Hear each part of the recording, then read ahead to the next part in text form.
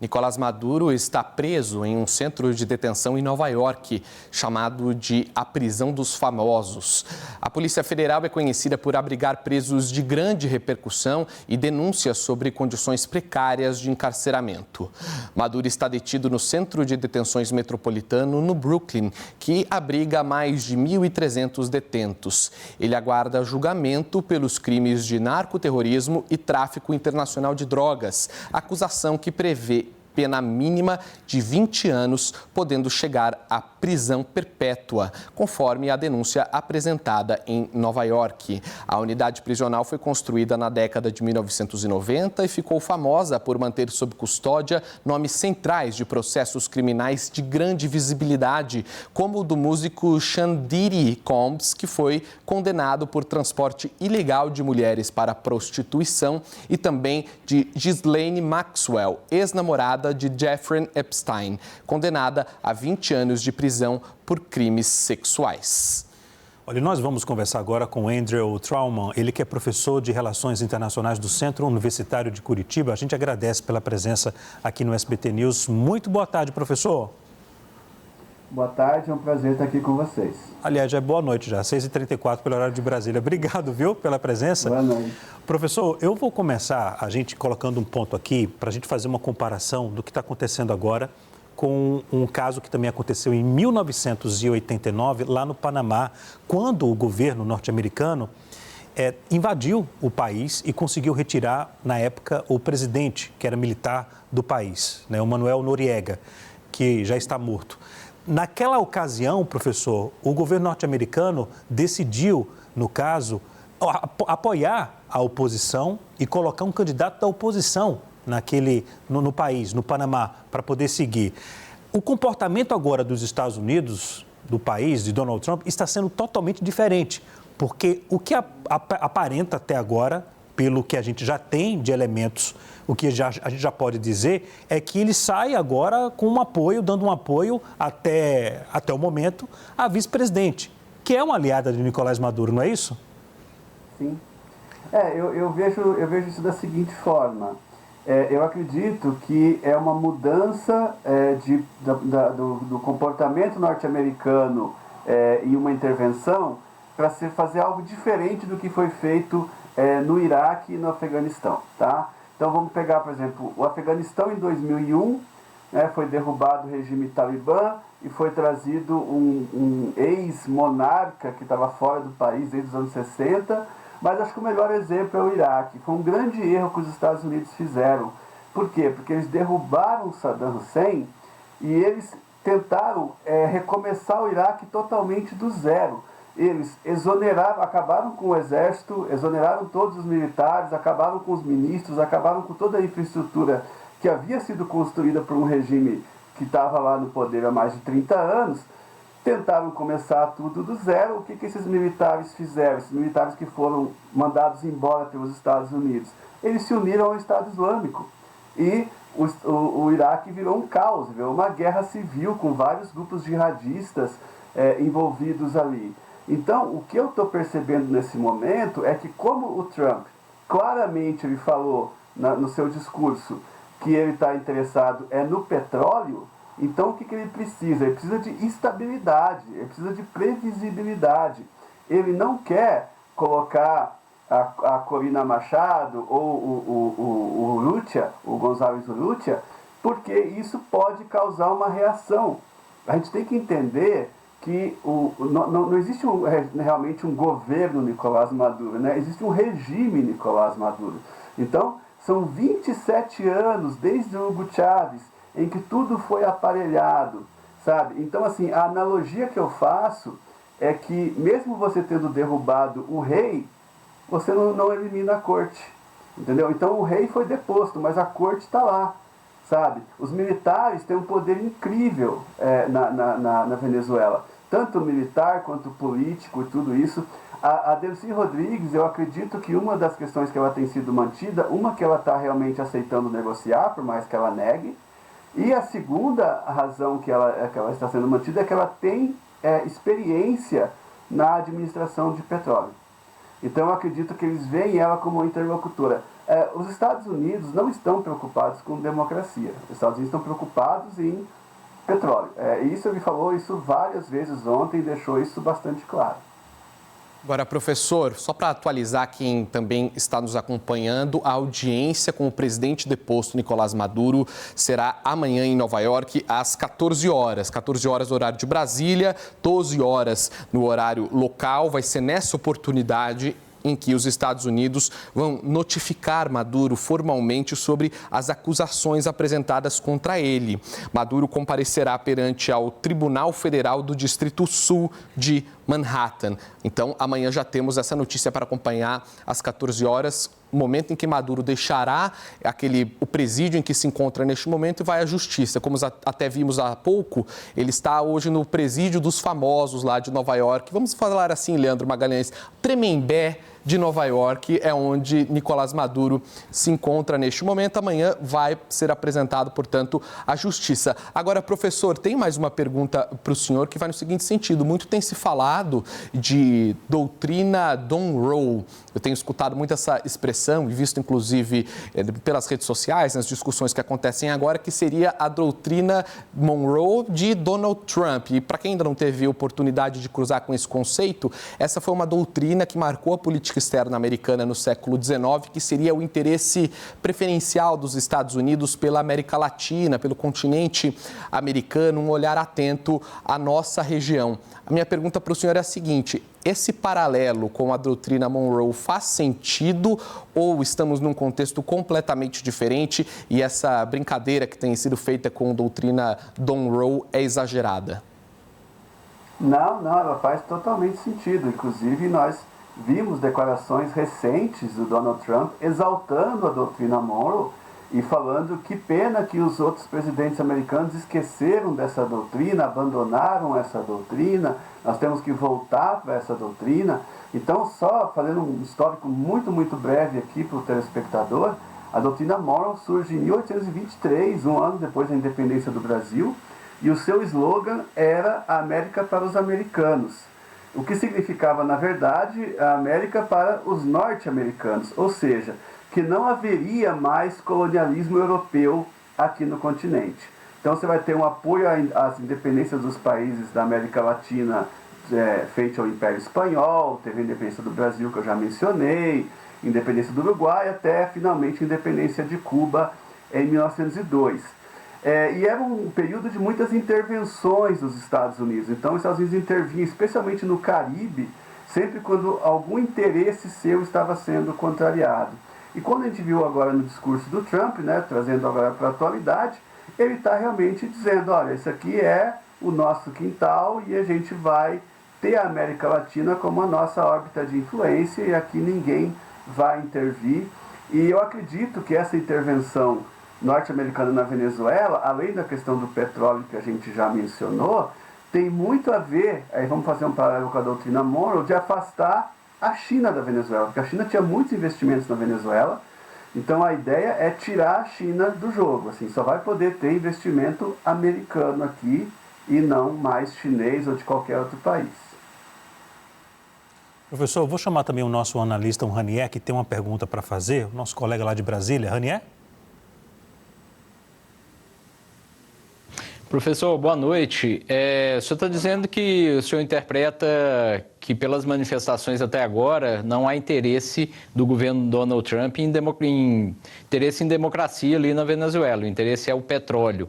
Isso foi deixado claro até nas manifestações do presidente Donald Trump e do Marco Rubio, e também a apuração ali da imprensa norte-americana e também uma interpretação das próprias falas do Trump e do Rubio, no sentido de que a vice-presidente, que agora está no comando da Venezuela, ela seria uma pessoa mais palatável para esse tipo de negociação em torno do petróleo do que havia sido Maduro, do que era Maduro. Nesse sentido, como o Leandro destacou aí, há na Constituição da Venezuela aquela previsão de uma eleição em até 30 ou 60 dias, algo assim. O senhor acha que essa previsão constitucional venezuelana, ela ela afeta de algum modo o Donald Trump? Ou o Donald Trump está preocupado com a Constituição da Venezuela? Não, de forma alguma. Eu estava acompanhando, antes de entrar no ar, a discussão de vocês, e como a gente estava falando, né, que o Donald Trump não se importa nem com a ONU, nem com a OEA, nem com nenhum outro órgão multilateral, enfim, quem dirá que ele está preocupado com a Constituição venezuelana, né?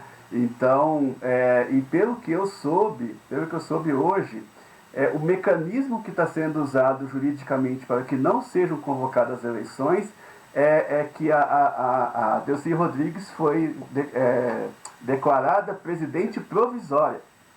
Então, como ela é presidente provisória, ela não precisa convocar eleições, porque, teoricamente, o presidente de verdade é o Maduro. Vocês estão entendendo a malandragem jurídica aqui para que não sejam convocadas novas eleições. Então, assim, ela está ocupando um lugar, mesmo sabendo que ele não vai voltar mais, mas ela está ocupando um lugar enquanto ele não volta. Então, ela é presidente provisória. Então, eu acredito que esse que vai ser a justificativa jurídica para não haver eleições.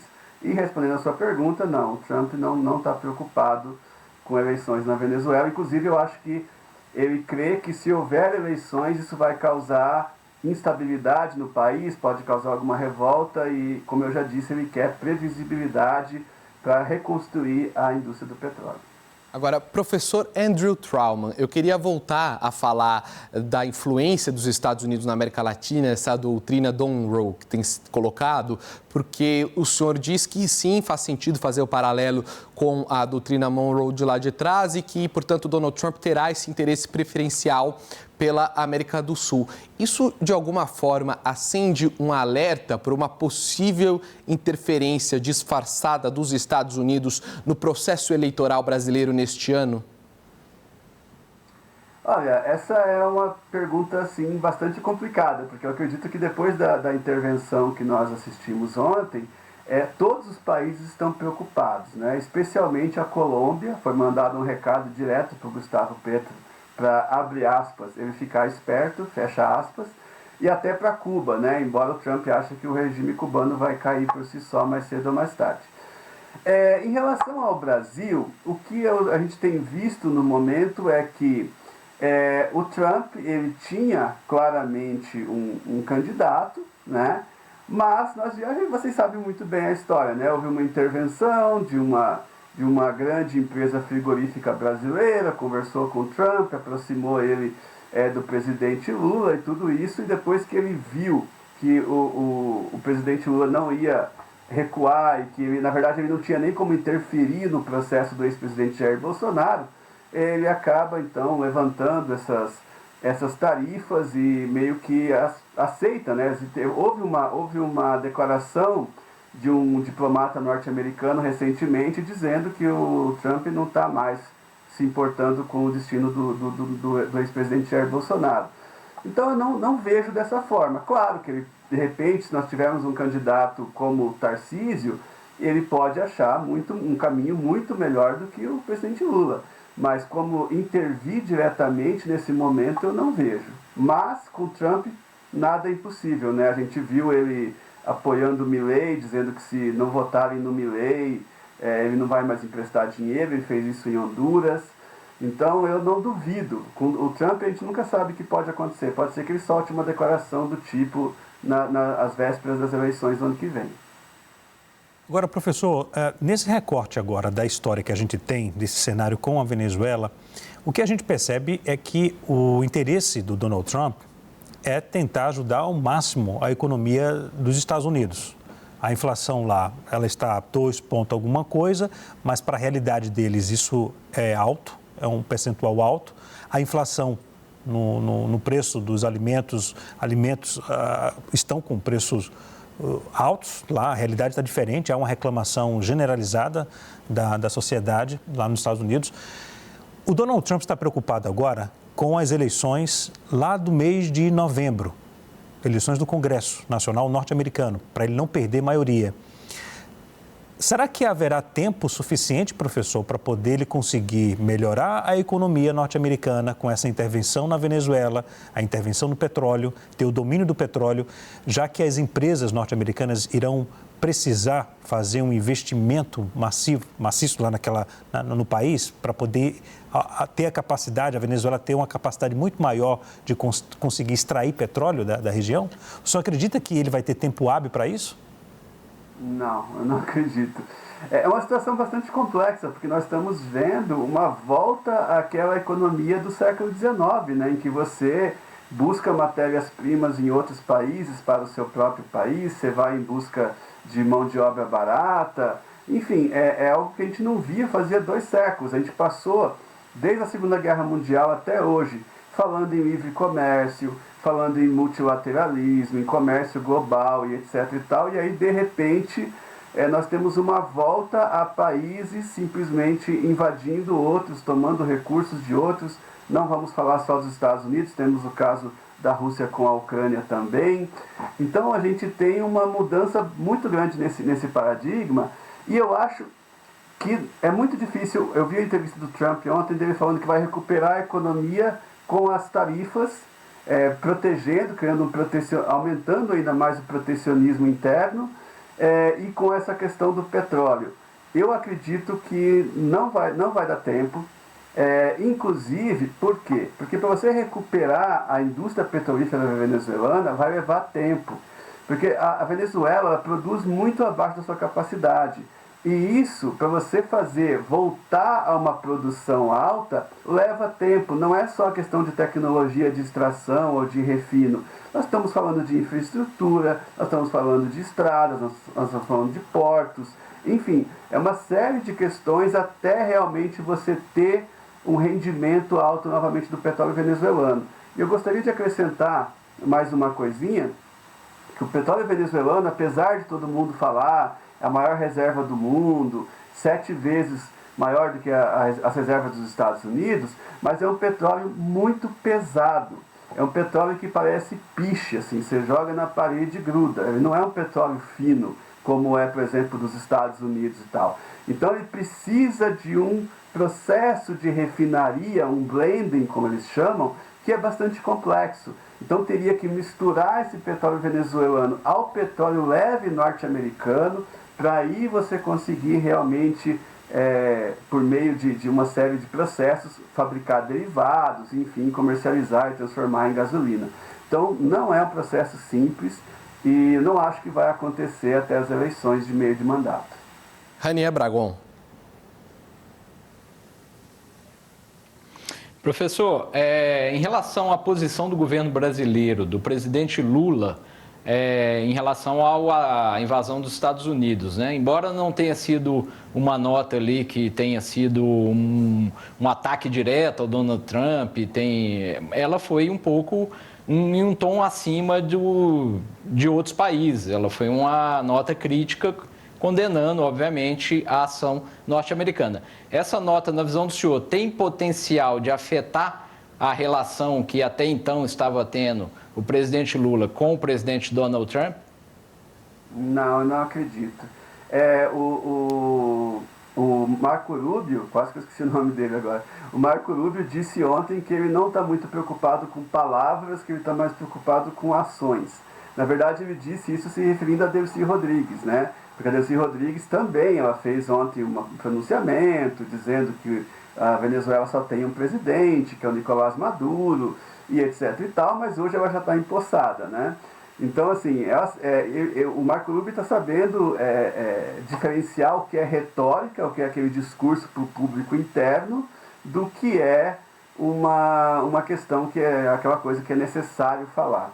No caso do presidente Lula, apesar de realmente ter sido um tom acima, eu acho que ele teve muito cuidado, e o presidente Lula deve ter sido muito bem assessorado para não parecer que ele estava apoiando o Maduro, porque é óbvio que vão querer colar isso no Lula durante esse ano, que é um ano de eleição. Ele quer se descolar do Maduro completamente, ao mesmo tempo em que ele mantém a tradição brasileira nas relações internacionais, que é essa tradição do direito internacional, de manter as coisas dentro de um legalismo, do respeito da não intervenção, da não ingerência, do respeito à soberania. Então foi uma nota dentro dessa tradição brasileira de respeito às fronteiras e à soberania de cada país, ao mesmo tempo sem necessariamente se colar, né, ao Nicolás Maduro, que ele sabe muito bem que é um tipo extremamente impopular e tudo. Inclusive o Brasil até hoje não tinha reconhecido o resultado das eleições venezuelanas, as últimas eleições, que houve toda aquela controvérsia. Agora, professor, um ponto que me desperta curiosidade enquanto nós estamos aqui conversando é o seguinte: a Venezuela é alvo de uma série de sanções da comunidade internacional, dos Estados Unidos, da União Europeia. Agora, derrubado o governo de Nicolás Maduro, qual que é a expectativa do senhor? Os Estados Unidos e a União Europeia devem remover essas sanções, esses bloqueios econômicos ou não necessariamente? Olha, eu acredito que isso vai acontecer de forma lenta, de forma gradual, sabe? Eu acho que tudo vai depender, vamos resgatar de novo a fala do Trump e do Marco Rubio, vamos ver como é que a Delcy Rodrigues se comporta, né? Eu acredito que se ela se comportar, digamos assim, da medida, do jeito que os Estados Unidos querem e seja cooperativa com os projetos norte-americanos, isso pode acontecer. E isso tem um precedente, que é o caso da Síria, né? Nós tivemos a queda do Bashar al-Assad na Síria no finalzinho do ano retrasado, e aí o que foi que aconteceu na sequência, né? Assume lá um presidente que era um ex-líder do Estado Islâmico na Síria, ou seja, um terrorista, né? Vamos falar o português bem claro, mas que ele começa a se alinhar com algumas ideias dos Estados Unidos, ele não é hostil a Israel, e recentemente as sanções à Síria foram levantadas. Isso levou então praticamente um ano, mas acabou acontecendo.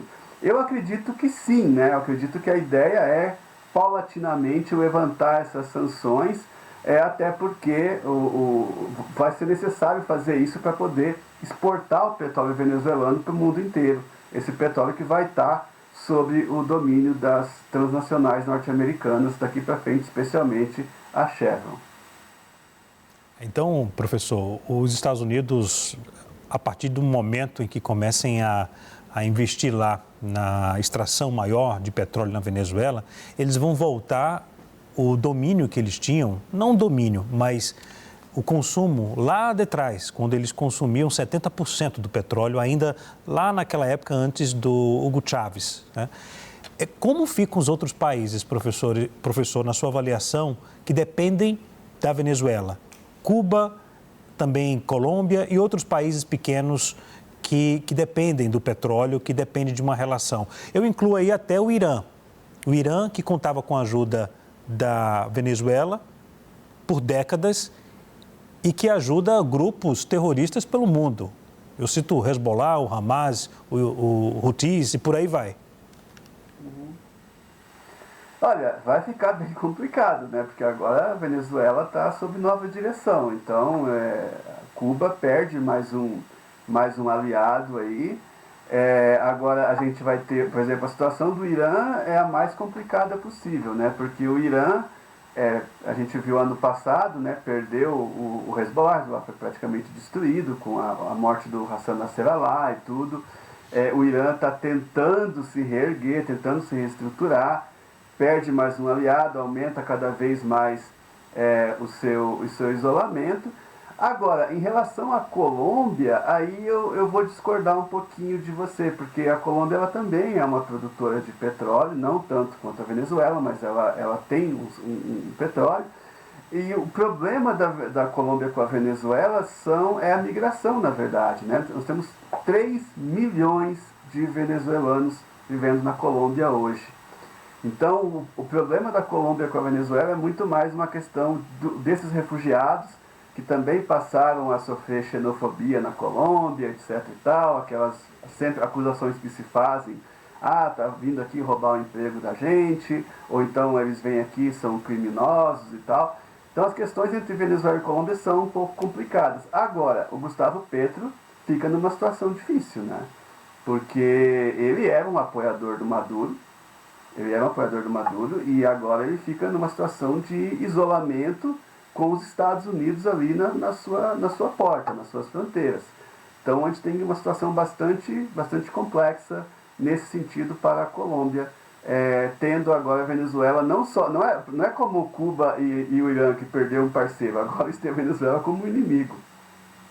Andrew Trauman, professor de Relações Internacionais do Centro Universitário Curitiba, muito obrigado pela sua entrevista, por nos ajudar a esmiuçar os detalhes e os desdobramentos desta derrubada de Nicolás Maduro na Venezuela. Até uma próxima. Muito obrigado, até uma próxima, boa noite.